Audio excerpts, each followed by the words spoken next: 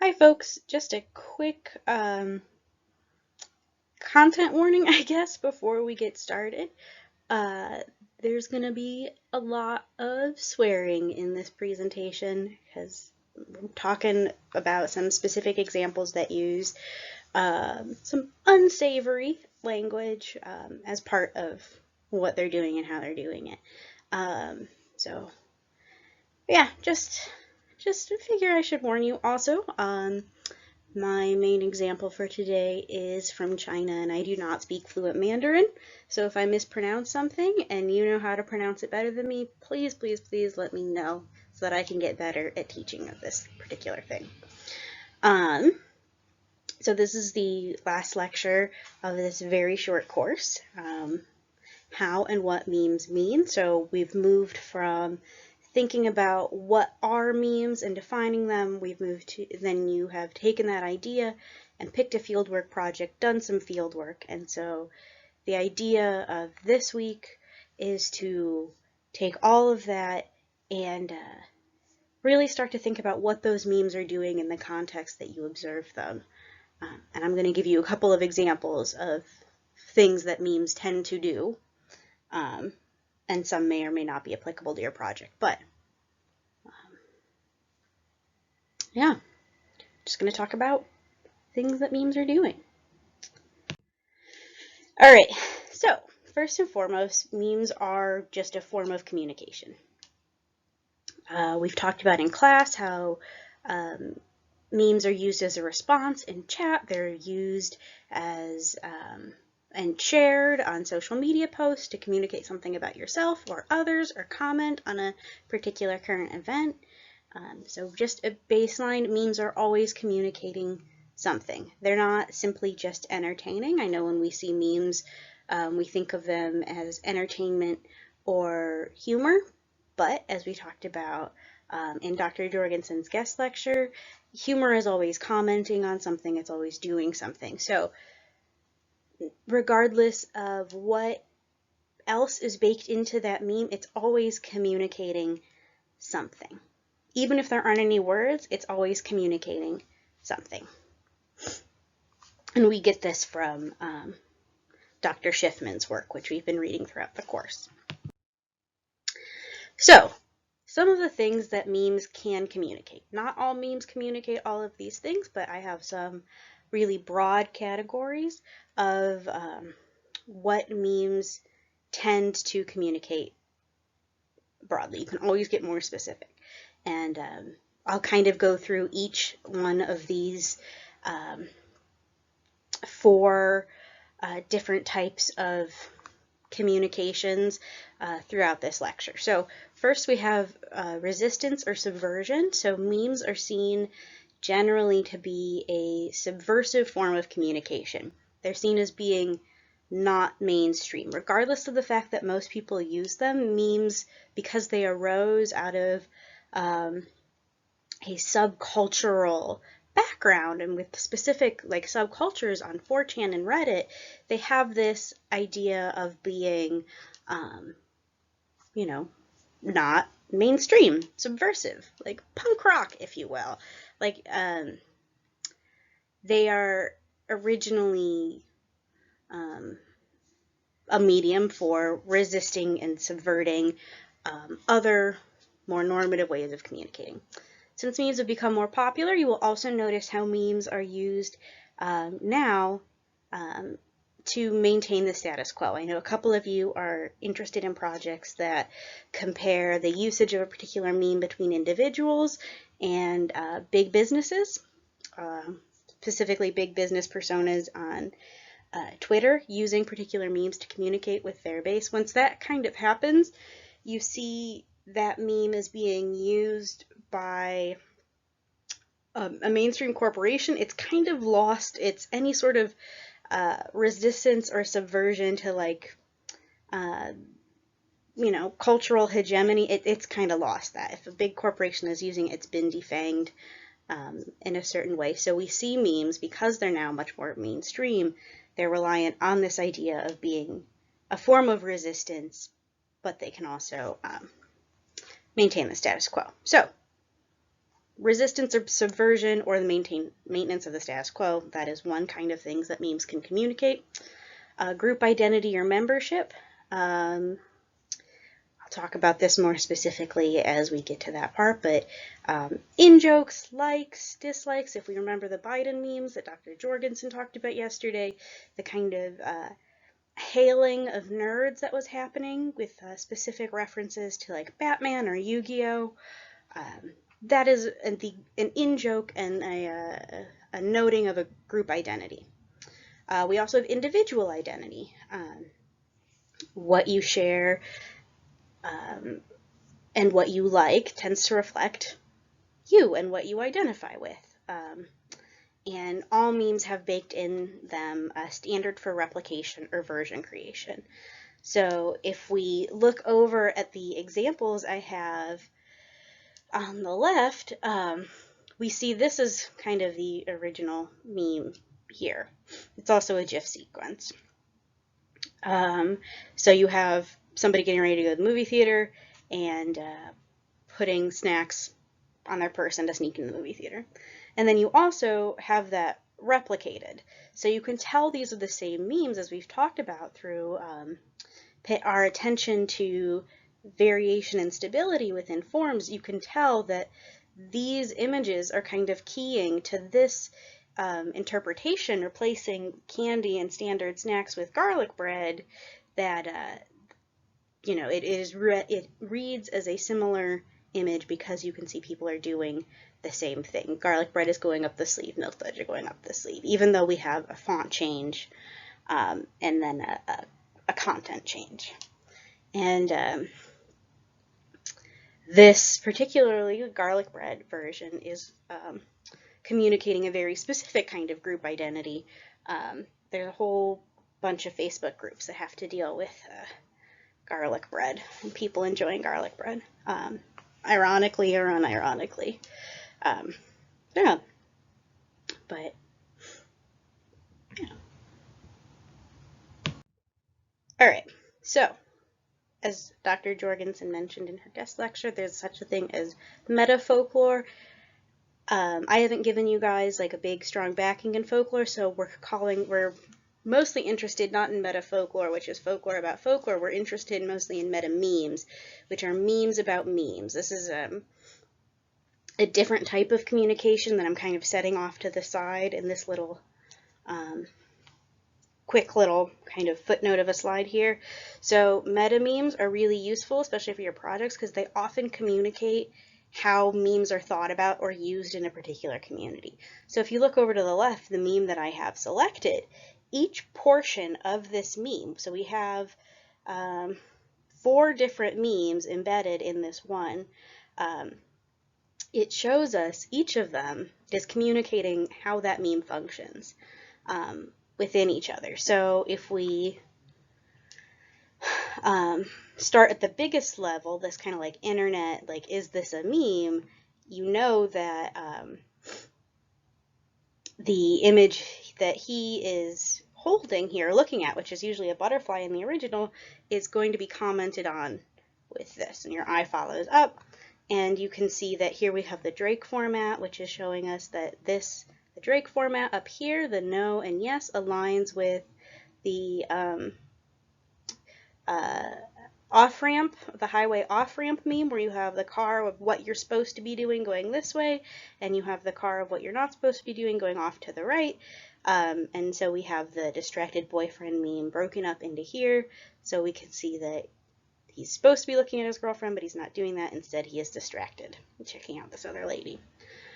So you have to have some fluency in understanding what these memes are saying, but this meme in particular is commenting on how these particular memes are used. And it asks, kind of in a very meta fashion, if this is a meme, which we can debate, but it's a meme. I think it's a meme. Anyway, so when you're thinking about your final projects, pay attention if there's any sort of meta information or meta memes that are commenting on how things are used, because that's going to key you off to uses and meanings embedded in those particular forms. All right, we're going to head to our first example, thinking about memes as resistance and subversion. So I'm going to bring you guys the case study of the grass mud horse. This is one of my favorite kind of meme case studies. It's been commented on quite a lot in newspapers, online publications, academic meme discourse. Grass mud horse is really fascinating. And so yeah, I'm so excited for you guys to learn about the grass mud horse. So the first thing we need to know before we can talk about what on earth a grass mud horse is that we need a little bit of background. So what we need to know is that in China, there is this thing which is occasionally called Project Golden Shield or the Great Chinese Firewall. And it is a series of government programs that censor internet content in China. So there are lots of initiatives and programs associated with it, but they're all grouped under the GFW, Great Firewall misnomer. So people in China have to be crafty if they want to talk about certain topics, because there is the risk that the content that you're talking about can be taken down at any time by government censors. So we also, this meme develops not only against the backdrop of this firewall and this practice of censoring, but also within particular culture that has a form of comedy called xingsheng, or crosstalk comedy, and this is a genre of performing art, but sometimes humor, that takes advantage of the nature of Mandarin as a language. So Mandarin has limited phonemes or sounds, and they rely on tone to differentiate meaning. So English, we have lots of phonemes, but we're reliant on tone to not necessarily convey the actual meaning of the word, but kind of the emotion of the word. So Mandarin is different there. So for example, this is taken from an ad. You have this Jin Shan Jin Mei, which is translated to Shanxi good, Shanxi beautiful. And this is a particular province in China, and this is trying to get tourist revenue. It's an ad for tourism. But this Shanxi Land of Splendors is also a pun on this saying, and if you look at kind of the anglicization of the word, you can see that it's broken up it's very similar looking. This is a saying that means perfection. So you have this double meaning embedded in the sound of the word. So if you notice, these characters look quite different, but because of the closeness of these sounds and how people are already used to this form of crosstalk comedy, you're going to get both meanings at once. So it's just a way of creating really clever puns working within the bounds of a particular language. So this transfers to memes, and we have the grass mud horse. So Kauni Ma is what these stand for, and it literally is grass mud horse. However, like these symbols like literally mean grass mud horse. However, when they're pronounced and you hear them, it translates to fuck your mother. So we have characters that are going to make it past censors. They just are. They're innocuous. They are just grass mud horse, super innocuous. But again, if you're reading it and you're hearing it in your head as you're reading it, you can interpret it as fuck your mother. And then we have the grass mud horse has kind of been mythologized as this kind of llama alpaca who lives in the Gobi Desert. So you have Gobi Desert can also be heard as Malar Gobi, which means your mother's cunt. So you have people having conversations about the grass mud horse and the Gobi Desert and this horse living in the Gobi Desert, and it always has this double meaning of getting around censors, because language like that will be flagged. And so you can kind of get around the man using these innocuous looking characters, but if you think about the sounds that are making, or you're playing with them tonally, you're going to get a different word. So here we have an ID of the grass mud horse. You can see County Ma Gobi. So this would, if sounded out correctly or in the subversive order, it would just say, it would be translated as fuck your mother's cunt. So there you go. You also have, so like this meme has super taken off. There's also songs of the grass mud horse. So you have YouTube videos and cartoons and raps about the grass mud horse and how beautiful they are and his life in the Gobi Desert. And every single part of these songs and raps, they all have these double meanings, which are often really offensive for the sake of being offensive and for the challenge of getting around censorship. So, you know, here's an example of a translated lyric from a rap. So this meme has gotten picked up so much so that this is Chinese artist Ai Weiwei. He is very cool. I like him a lot just as an artist. He does a lot of really cool stuff. He's always getting into trouble because he's very subversive and critical of the government openly. But he has too much international fame for the government to really do as much as they would like to silence him. So on his blog, Ai Weiwei created this photographic piece holding a grass mud horse over his crotch. So you can read, here I have on the right the translation of grass mud horse covering the middle. This is what he has listed as the title of this piece, grass mud horse covering the middle. However, it is also very close to this phrase. So again, you change your pronunciation and how it sounds, and the title of this piece's double meaning is fuck your mother, the Communist Party Central Committee. So one is pretty innocuous, one is a really harsh statement against the government. It's really critical of the government. You also had people taking pictures of and recreating this image that he did, where you're naked and you jump and you cover the middle with a grass mud horse.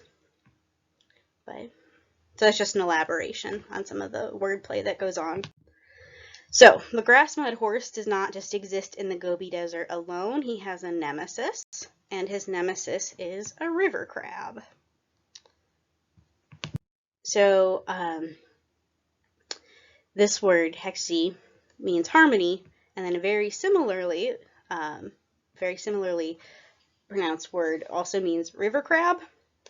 So the reason that this concept of harmony is important is that this idea of a harmonious society appeared in an address by former President Hu Jintao, which was used to advocate for this firewall and a lot of these censoring measures,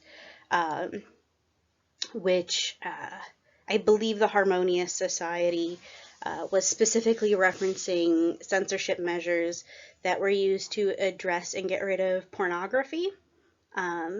But largely, the rules that were created to get rid of pornography also were used to get rid of political dissonance and silence people who are critical of the state or, doing something that wasn't approved of by the censors. So this river crab image has, been memed everywhere.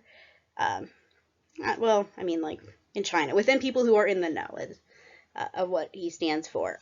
He's wearing 3 watches because, again, we have another pun. Wearing 3 watches puns with the three represents, which is the guiding sociopolitical theory implemented by former President Jiang Zemin. So we have this image, and the image of the river crab wearing three watches is used to, it becomes the personification or the imagification or the memification of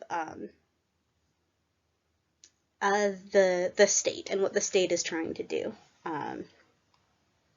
So you have the grass mud horse, who is the symbol of resistance, fighting a river crab, because the grass mud horse, in all of his double meaning, sweartastic existence, is what everyday people have to kind of get around what the government is trying to impose on them in this particular way. So we also, Ai Weiwei also did a piece with river crabs. These are all ceramic.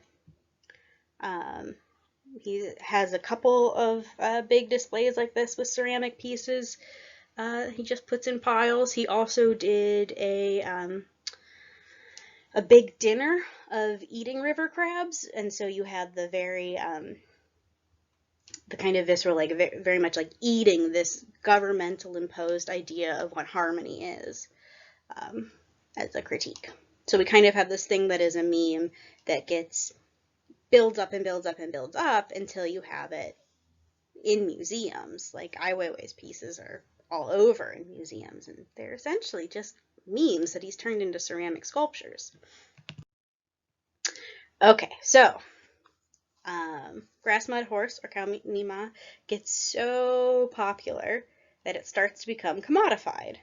And so you can, if you just, this is all I did to make this slide was search grass mud horse plushie, and you get a bunch of different images of really cute stuffed grass mud horses. And often in the description it will say, like, grass mud horse. It's not an alpaca, it's not a llama, it's a grass mud horse. And so it's been completely commodified, and through the commodification process, I mean, like, look how cute this backpack is. Like, this is adorable. Like, he's not fucking anyone's mother. He's a tiny stuffed animal. It's great. But it's also been defanged. Like, it still has some uptake as a form of resistance, but, like, buying a stuffed animal that is a symbol of resistance, it kind of has lost its edge. Like Dr. Jorgensen was pointing out, there's a difference between, like, activism and, like, slacktivism and like going to a protest versus sharing something on Facebook or Twitter or Instagram. So, like, how much of a critique, of a valid critique, is the grass mud horse launching if it is commodified into these wildly popular stuffed animals and backpacks? Is it loses some of, like I was mentioning earlier, it loses some of its, like, its teeth. It's like punk rockness. Like, it loses some of that. It's been co-opted by, you know, the capitalist machinery that is propped up by the state. So grass mud horse really was popular in the early 2000s, 2010s. And not only has it been commodified, but their censors are a little bit more hip to it, so it does kind of get shut down occasionally. There are also some specific laws that have been put into place, specifically in 2014, that crack down on this particular type of punning, the crosstalk punning, only for certain situations. So grass mud horse is kind of waning as a symbol of resistance, but there are new ones in its wake that also kind of follow the same pattern. So we have Me Too in the US, 2017, Me Too. It spread all over the world, including to China. And so this first example here, this is the literal translation of Me Too. There's also Me Too China, which looks like that. women were posting stories under these hashtags and found that they kept getting taken down. So instead of focusing on the actual translation into Chinese, you have people taking the words me and too, which sounds like the English me too, and using that. So me is rice and too is bunny, so enter the rice bunny. This series of emojis saying me too or saying rice bunny all work as a way of indicating that you are going to be talking about sexual harassment and pointing out instances of sexual harassment. And it's a way of getting around censors that are just going to be looking at words and maybe not necessarily the context. So here are a couple more examples of rice bunny. Yeah. Who doesn't love resistance, especially resistance when it's cute and for a good cause? Like, rice bunny's so cool. But yeah, so that's kind of like memes as resistance and subversion. There are lots of examples all over the world. There are examples in the US, but I love it's sometimes we forget that memes are actually, a global international phenomenon, so it's nice to kind of get out of our own context and look at how memes are functioning in other contexts. So that brings us to our next kind of meaning that we can find within memes, or category of meanings. Because just as not all resistance looks the same, grass, mud, horse looks different from me too. I mean, they're doing different things. One is, critiquing the firewall and the crackdown very explicitly, and one is getting around it, but getting around it to talk about something else. Memes are a huge part of in-group communication. So the example I have chosen today is from Wild Green Memes for Ecological Fiends. I've talked about this group in the past in this class, so you're at least a little bit aware of what's going on there. There was a discovery on the page that scallops can have up to 200 eyes. Here you see all these little all these little blue bits. Those are scallop eyes, and people were enthralled with this fact. So scallops and scallop eyes became a huge thing to meme. And the creator of this meme, Curtis Sarkin, who is one of the page admins, he tried to make a meme that said scallops can have up to 200 eyes, but can they see why kids love Cinnamon Toast Crunch? So commenting on an old ad for Cinnamon Toast Crunch, but can they see why kids love Cinnamon Toast Crunch? However, Curtis did leave out a word. So he left out the word see, but can they why kids love Cinnamon Toast Crunch? And everyone lost their dang minds for memeing. So scallops, and talking about scallops having 200 eyes, also got picked up and made into an in-joke with the phrase, can they lie? And so you have memes that are keeping scallops and their 200 eyes, but also this phrase, but can they lie? To communicate that they are aware of this meme in particular. So I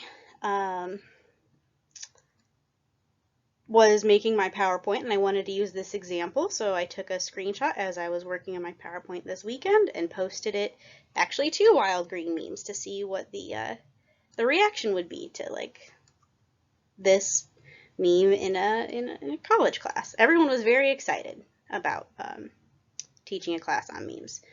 But what happened in the comments was absolutely fascinating, because you can see in and out group dynamics happening within the comments. So here we have in blue, this little hand means that they're a new member.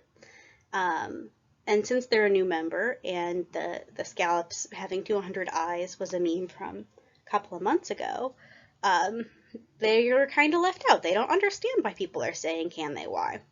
And so you notice they ask a question, can someone please explain? And they get a rebuttal that says, looks like you can't why. And then you have further elaboration and kind of messing around with the language. You have a tag group, which is a standard Facebook practice to include a specific tag group as part of a joke. And then you have me saying that this is a perfect example of in-group communication. But you notice you have somebody who is new, and then me included, I guess, we're all, no one is filling them in. They're letting them sit in their own kind of ignorance because, and eventually Green, who's a very kind soul, goes and shows the original meme, and it's just like this, and Blue is like, so is this just a shit post? And everyone's like, yeah, it's just a shit post. And they're like, oh, okay. But you see within groups you have people who are like, the knowledge does eventually get shared, but there's still a kind of reveling in the, like, if you know, you know, about it. And yes, everyone is communicating within Wild Green Memes for Ecological Fiends, but if you've been around long enough to know about scallops and can they why, it functions as kind of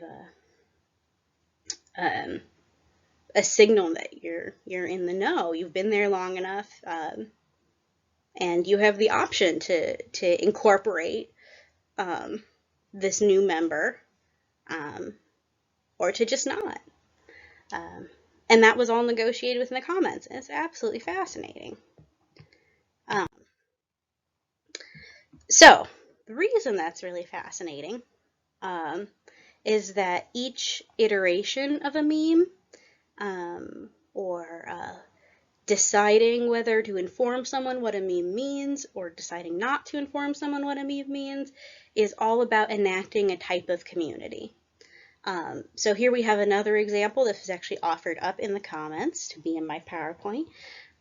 We have see, we have the scallop, we have cinnamon toast crunch, and we have a remixed version of Can They Why, but it is put in sort of a Shakespearean tone of Can They Wherefore, which I think is very clever.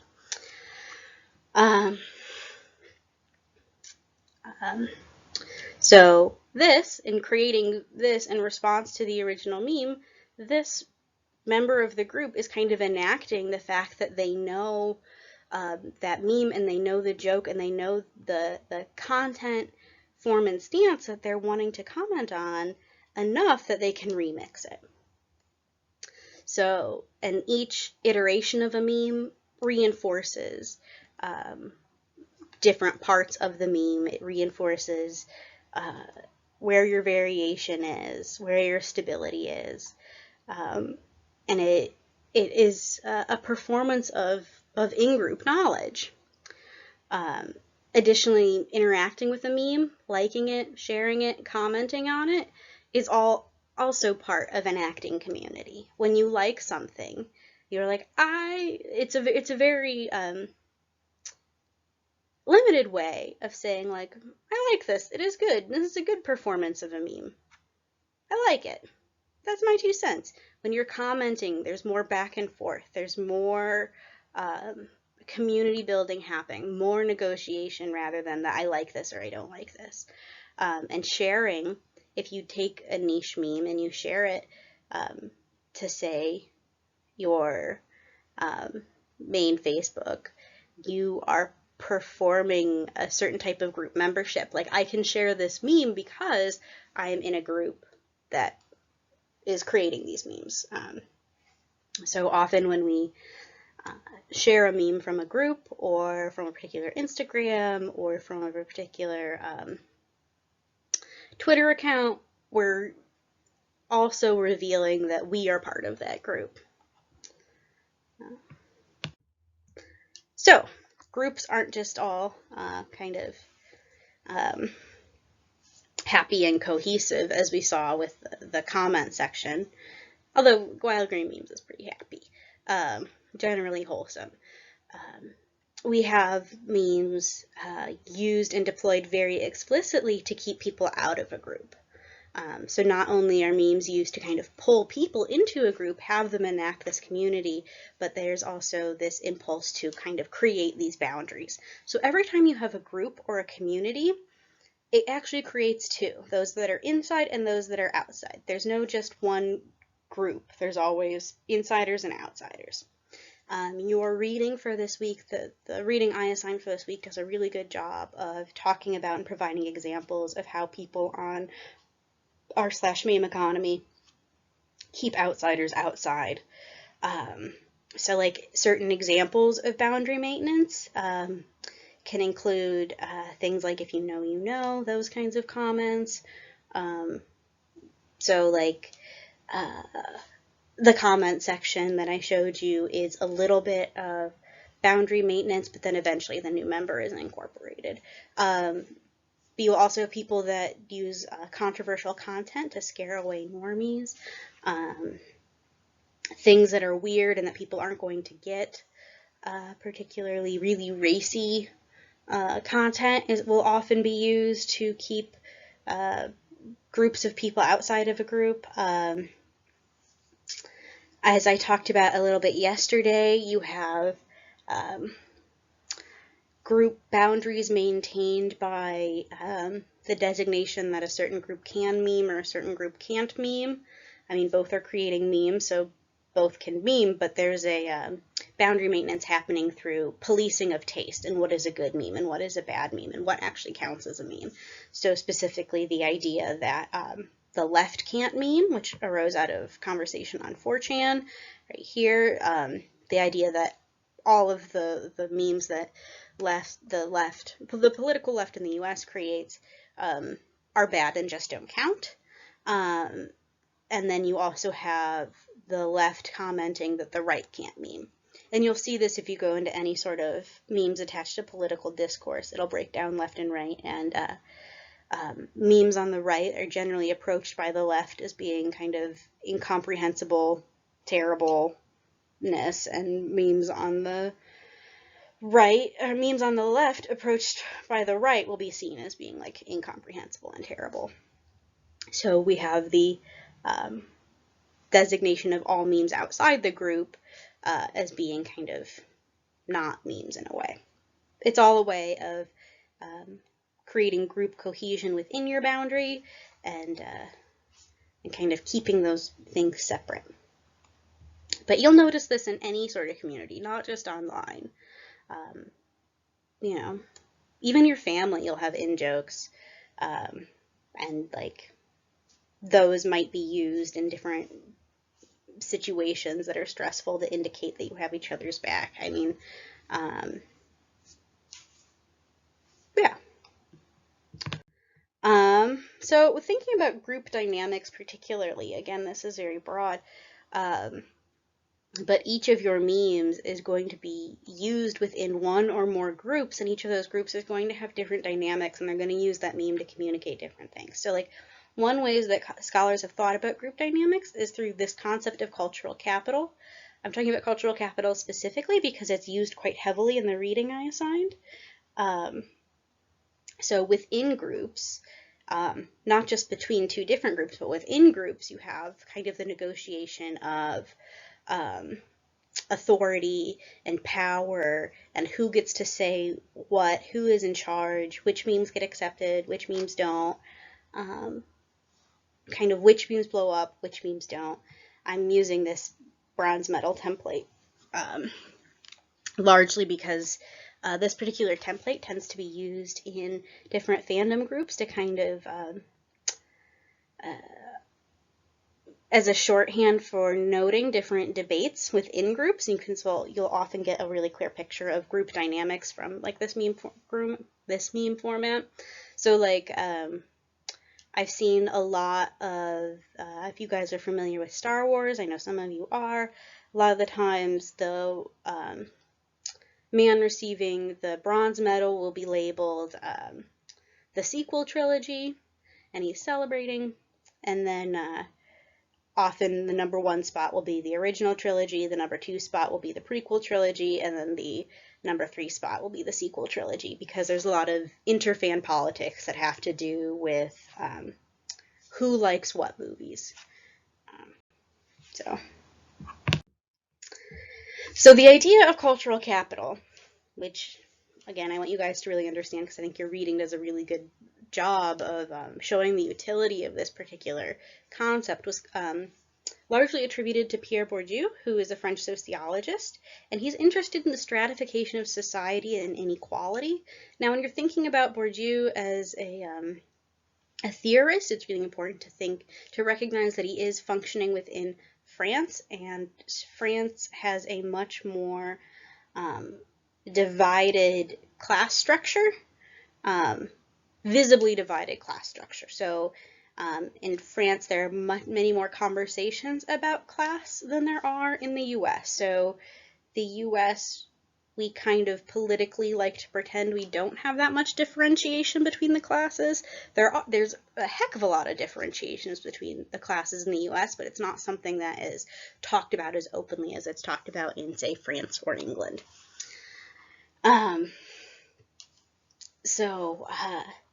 Anyway, French sociologist is interested in like how people have power, in what situations do people have power, and he looks specifically at things like income, and he looks at things other than income, such as like education, and the thing he calls social capital. So like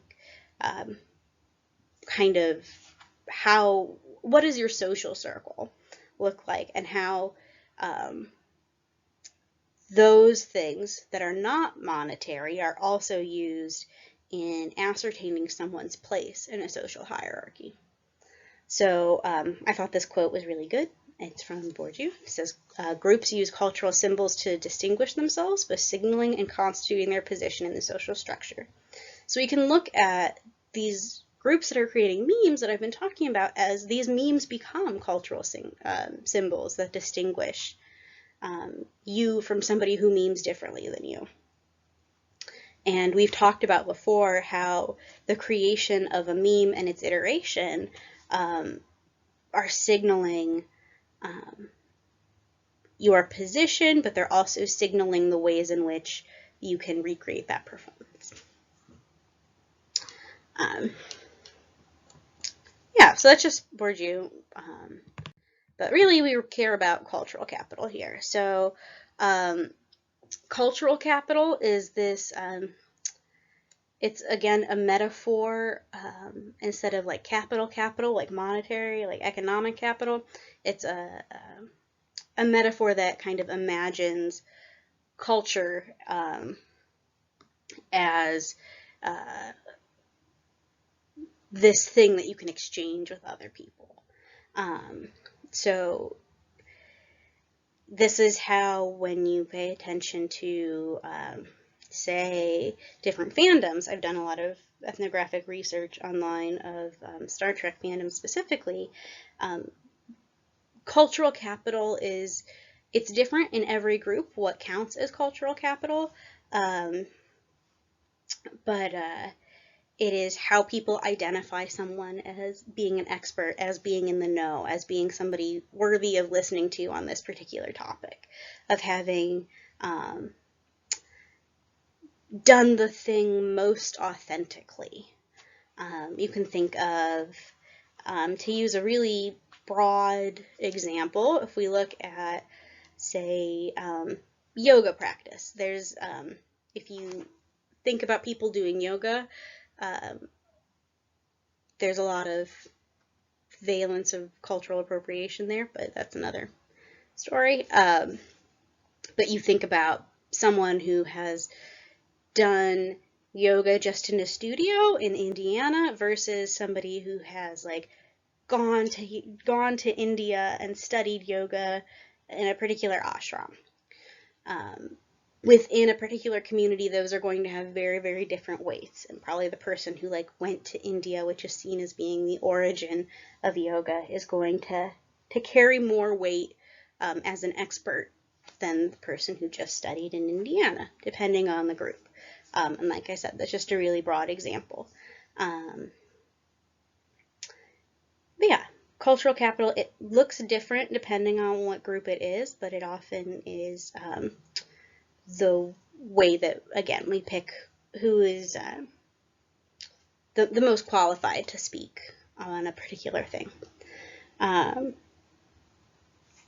Cultural capital was originally used by Bourdieu to kind of discuss all of French society, but academically it's used, at least in the circles that I'm in, to talk about particular subcultures. So like which things are most important for Star Trek fans who are writing fic versus, death metal fans in the US. So yeah, it's a little bit tricky, but I just want to kind of key you to the idea that cultural capital is a thing that we exchange and think about, just so that your reading is maybe a little bit easier. All right, kind of last but not least, it intersects with the other two ways of making meaning that I've talked about already, and I've talked about going through about how memes signal how to recreate them in their creation. Going last but not least to identity construction. So I've kind of indicated this as we've gone along, but sharing and creating memes, we're also sharing information about ourselves. Just like whenever you get dressed in the morning to go out, you're giving other people information about you. If you're wearing a graphic t-shirt that says something about a political movement, people are going to read you differently than if you go around wearing a really nice button-down shirt. The kind of clothes and persona you're going to take on when you're in a job interview is going to be different than the kind of persona and clothing you might wear when you're hanging out with your friends. We construct our identity all the time. We are always constructing our identities. There's no set self. We're always kind of creating it through how we interact with people, how we act, what we wear, what we eat, what we do. Memes are also part of this identity construction, this kind of like online identity construction. So what memes we share, how we create memes, what kind of topics memes we're interested in, that all kind of gives information about who you are online. And yeah, you can create different online personas, and you might have multiple accounts that you're going to share different things on. Like we've had a conversation and discussion about shitposting on Maine and what that looks like, as opposed to shitposting where you're supposed to shitpost, and how like those expectations of behavior on your main social media account are going to be wildly different because your audience is going to be wildly different. And so your memes are often used as a way of constructing a sense of self online, what you like, what you're interested in. I think a really good example of kind of how people flag this is when people say "to me IRL, for me IRL." So it's to me in real life, for me in real life. I'm sure you guys know this, but it's a shorthand way of indicating like I feel seen in this meme. There's also the meme, I'm in this picture and I don't like it. Ways of indicating in comments or through sharing that this particular meme has hit home for you in a particular way, and it's either uncomfortable and you're laughing at the uncomfortableness of it, or it just, you see yourself in this, and then you then share with others that you see yourself in this. Yeah, so think about when you see someone sharing a meme, what they might be using that meme to say about themselves. One kind of thing I want you guys to consider when we're thinking about whether it's like an Instagram page or a Twitter account or a Facebook group or TikTok is how that content is curated. So we are always curating content online when we have our own kind of social media accounts. What you post and thinking about what you post and the quality of what you post, or assessing whether or not you want to share a certain version of a meme, that's all an active curation. I think about curation a lot when I make these PowerPoints, because I go through and I like to add meme examples that I think satisfyingly complement the content of the PowerPoint. But I'm also thinking about, like, quality. Is the image okay?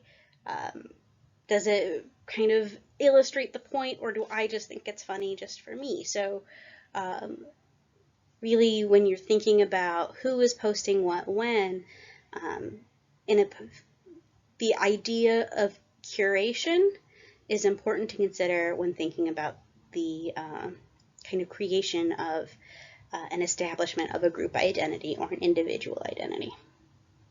So I just wanted to kind of flag that term as something you might want to think about when thinking about memes and their functioning groups. All right, so just kind of some final sum up points that I need you to think about for your final paper. So, like, remember that the memes you have chosen, largely you've chosen because they are entertaining. Either you find them entertaining or you're interested in why people find them entertaining. That's kind of taken for granted. We're not so much interested in the fact that memes are entertaining, but we're interested in why they are entertaining. So, like, if a meme is funny, why is it funny? You don't just tell me that, this, deep fried SpongeBob meme is funny. Tell me why it's funny. Is it because the appearance of SpongeBob and the audience who's going to receive that meme is used to seeing SpongeBob as a kind of funny figure who is connected to all of these scenes and these other ways of speaking, so they just see SpongeBob as kind of carrying with him these humorous meanings? Or is it the use of the deep fried format to kind of subvert our normal aesthetic expectations? So, like, why is it funny? Don't just tell me the meme is funny. Why is it funny? What are people making fun of? Is it based on a stereotype? Is it in-group communication? Is it used specifically to keep outsiders in the dark, and that's kind of why it's fun to do that? Yeah, so remember, things are entertaining for reasons and things are funny for reasons. And in your papers, I really want you guys to sit and think with that. And hopefully the idea that memes carry other meanings with them will be useful. So this is just a little wrap up. So obviously, memes are culture. This meme is trying to be a bit facetious, but it is culture. It's a thing that is created by people that shares meaning, and it's a way that people are able to communicate meaningfully with each other. If you're communicating and you're being really ironic about it, that doesn't mean that it doesn't have meaning and it doesn't have significance, and it isn't just a break from, the everyday or the, your day-to-day, whatever it is you're doing. One of the things that I think draws me to the study of memes specifically is the ways in which memes feel like this ubiquitous communication, but they're actually wildly specific and clever, and using a particular GIF to highlight the reaction that you want to share. It requires a tremendous amount of fluency and understanding between you and the person you're communicating with. So yeah, think about memes as part of a culture, picking up different meanings associated with that culture. That's all I have for you guys today.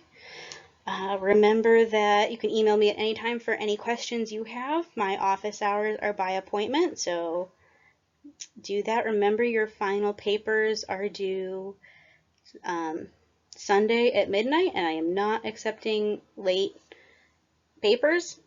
And your extra credit is also due this weekend if you would like to partake in extra credit. So I will see you guys on Friday, and I'm looking forward to reading your projects.